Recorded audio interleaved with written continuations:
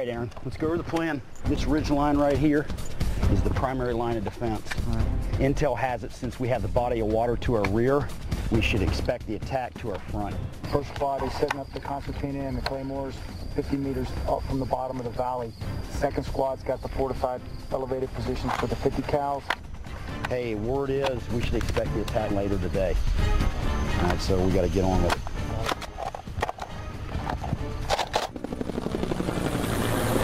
And got movement front right, yeah. right in the valley. Go ahead and blow the claymore.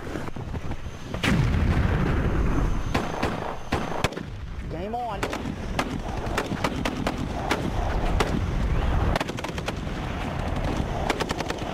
This is my last mag, Aaron. Get that gun back up. Now, smoke.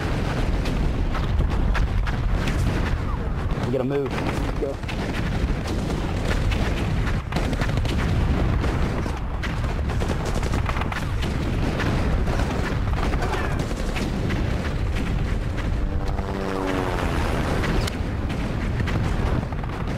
Going hot, bro.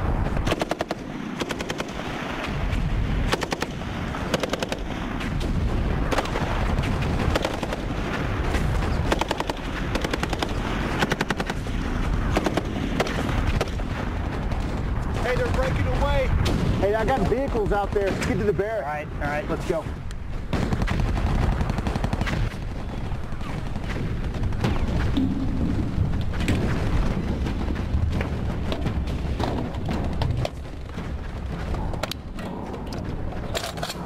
Alright, I got two vehicles. Got it. I'm going to engage one on the right. Blazing to one on right.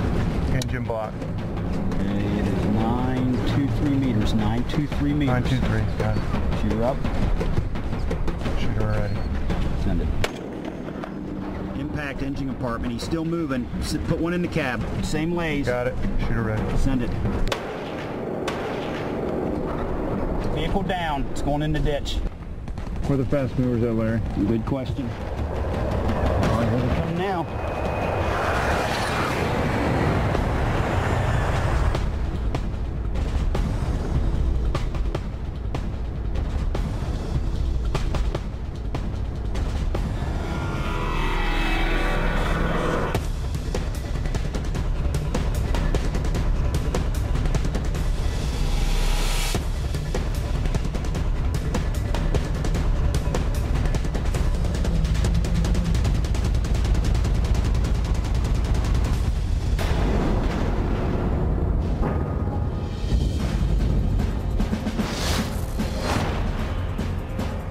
The theme of this week's episode of Then and Now is repelling a mass attack, where we will take a look at some of the key characteristics of the squad level machine gun. At the squad level, the full automatic weapon provides the backbone of available firepower. Also in this episode, we will take a brief look at a 50 caliber sniper rifle, which has found an important use in repelling mass attacks.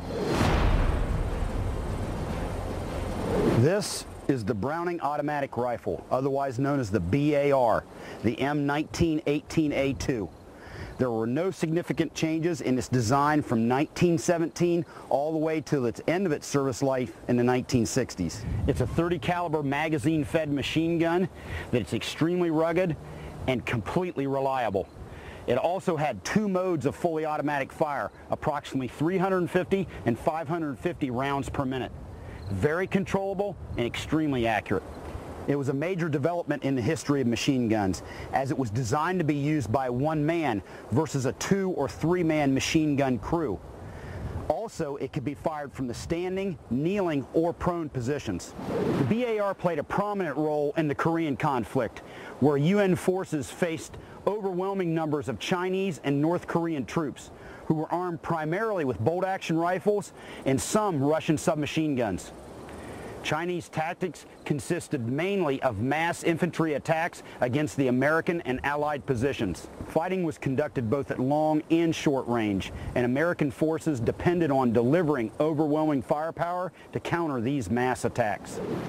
It was common in World War II in Korea for soldiers to take off the carrying handle and the bipod of the BAR, as they were somewhat useless in combat. It just added weight to the already heavy soldier's burden.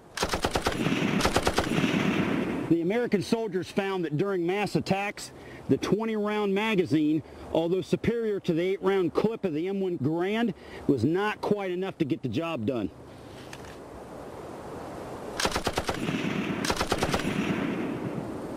Although heavy, the BAR is still man-portable, and the 20-round magazine means you had far superior firepower to the enemy's bolt-action rifles.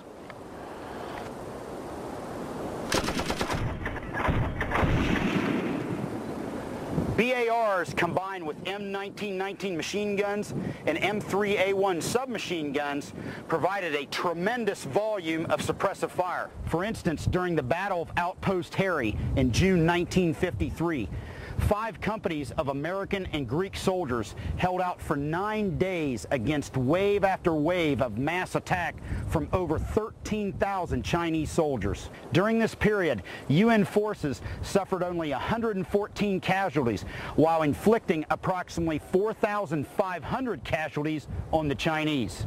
The tactical impact of the BAR was tremendous. It provided the firepower base for the infantry squad, and also gave the individual soldier, rather than a machine gun crew, overwhelming firepower. This segment of Tactical Impact is brought to you by FNH USA.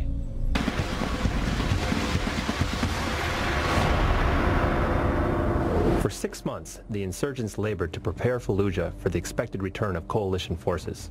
Large numbers of booby traps and IEDs were placed along the roads and sidewalks, while throughout the city, fortified defensive positions had been constructed. U.S. forces had calmed the city before in late April, but the local municipal militia tasked with maintaining control of the city had been displaced by several thousand Sunni insurgents and foreign fighters, led by Abu Musab al-Zarqawi. By November 2004, the stage had been set for the Second Battle of Fallujah.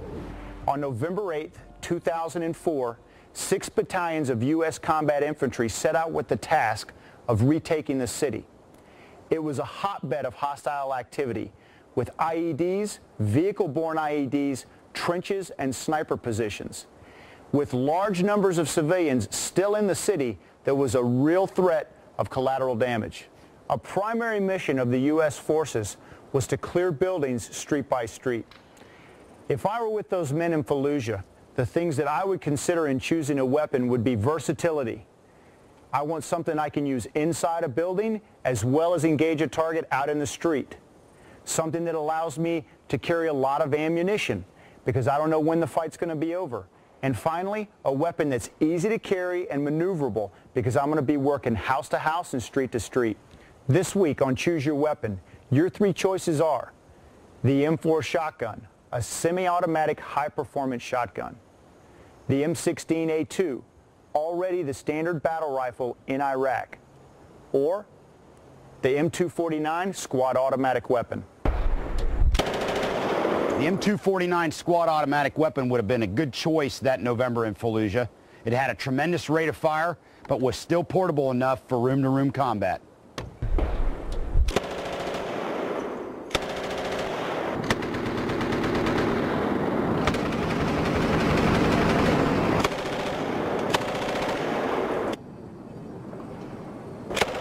The M249 SAW would have been a pretty good choice in Fallujah, but its size and weight, as well as the fact that it only fires fully automatic, wouldn't have made it my choice in house-to-house combat. The M4 shotgun would have been lethal at close range and would have served a dual purpose as a door-breaching shotgun. This would have been a good choice in the house-to-house fighting in Fallujah.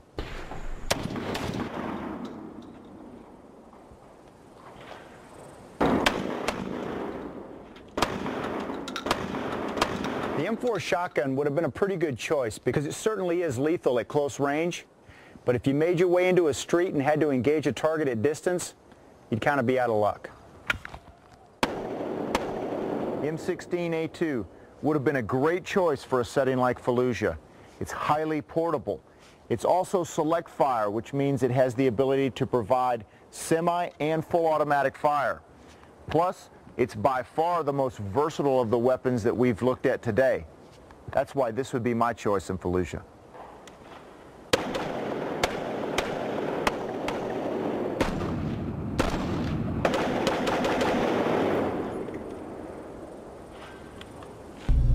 This workhorse of the U.S. military would have been my choice in Fallujah.